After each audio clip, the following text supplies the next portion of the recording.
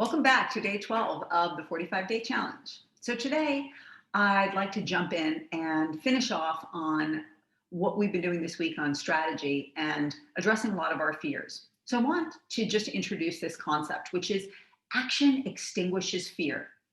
If you want to get rid of your fear, you must continue taking action in a positive direction. And in order to have that ability, you really need to focus on a little self-mastery, which is obviously the art of mastering oneself. Now, in order to have the power to take yourself to the next level, you're going to need to master certain things. And although this is a lifelong pursuit, if you're working on your big, compelling dreams and visions, you need to actually start. So I love this saying, you don't have to be great to start, but you do have to start to be great. So how do we activate our personal power to get us where we need to be?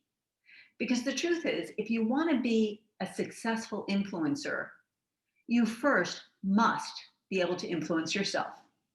And if you won't follow yourself, the chances are nobody else will either. So if you're failing here, I think this is the place that you must start. So what does it take to activate your own personal power?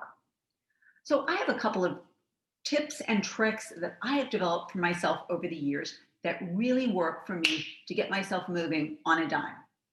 Some of them are rules, I have phases, there are activators that I say to myself. For instance, I say, when I say jump, we jump.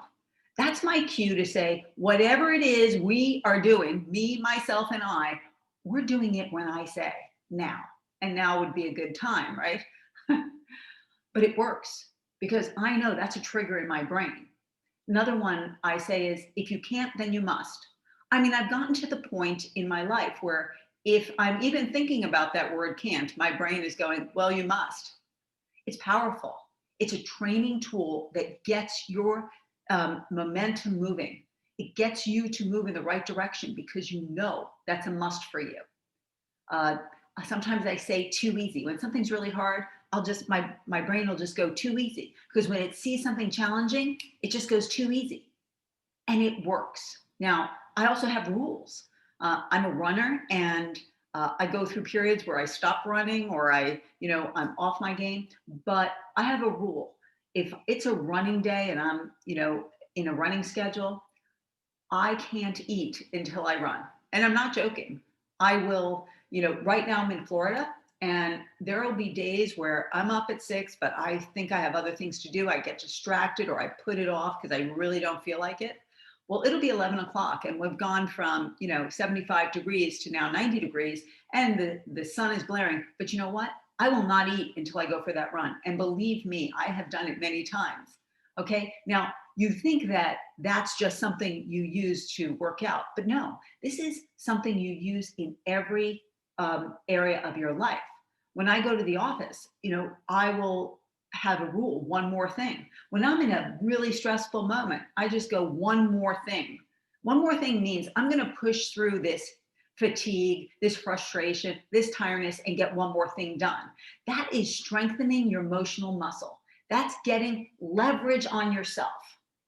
A lot of people talk about the word breakthrough. They say, I have a breakthrough, but it's not some kitschy phrase that's, you just say when you have an epiphany and then do nothing about it.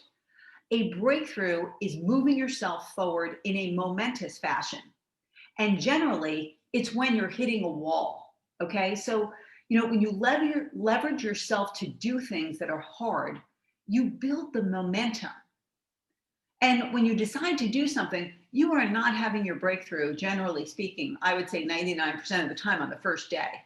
So if I give an example about like a workout, if you're going to work out with weights, you decide I'm going to start this new regime and I'm going to go to the gym. And on day one, you go, you push yourself, you don't really want to go, but you get there. And it's hard, but you're like, okay, at the end, it was hard, but I got through it. I'm there, I'm back for day two. Day two, you do it. It's a little harder. You're not quite as energetic as you were the first day. You might have some frustrations. But if you know anything about working out with weights, it's day 3 that the pain hits. That's when your muscle fatigue hits. That's when, you really don't want to do it and you can barely lift your arm. And that's the truth. That's when you're ripe for a breakthrough. It's when we hit the wall, when we've stayed up until 4 o'clock in the morning working on the project and we're tired and we've hit, all of these bumps and we don't know how to get through. That's when you're up against that wall and you keep thinking, how do I get through? What do I need to do? Sometimes we back away from the wall because it's hard and we go up against the wall again. It is that moment when you break through the wall. That is your breakthrough. It is the moving through that very difficult point and coming out the other side so that you can walk freely forward. That is the breakthrough. So remember, action extinguishes fears. If you want to get your outcomes, continue to take action. Deploy the one more thing rule. Set up some activators where on a dime you can get yourself. And by the way, every time you activate yourself, you create momentum, you create strength, you create your emotional muscle to get you to the finish line of your goals, your dreams, and your compelling future. So on that note, I'm going to wish you life and business on your terms. I'm looking forward to many more days, but I hope that you can take your life forward and do your planning and keep going. One more thing, don't give up, keep taking action, even when you're frustrated, even when it's hard. And here's wishing you a lot of luck.